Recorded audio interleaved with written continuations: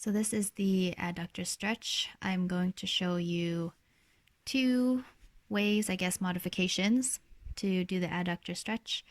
If this isn't accessible for you, where you are able to have your torso be close to the ground, you can move your way up, you can sit up, and you can also bring your legs closer together.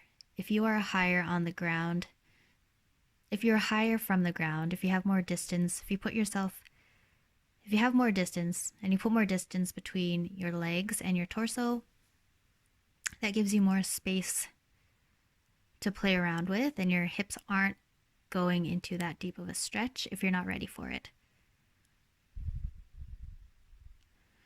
And I'm going to show you another way to stretch out your adductors is by laying on the ground. This one might be easier if the other way wasn't accessible, if there wasn't a lot of mobility in the hips.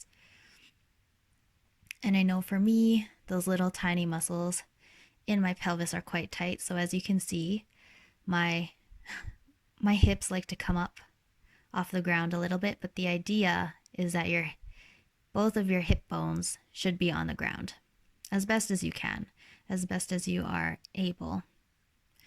So you're just going to bring that one leg out and you're going to bend it. You can play around with the depth of the bend to whatever is comfortable for you. And then that stretches out your adductors.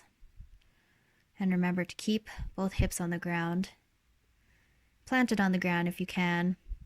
I know for some of us we can have imbalances which can cause that lifting, but do the best you can with what's accessible to you. And this one I really like because you can just lay it out and have gravity work for you, and you can chill out while you do the stretch.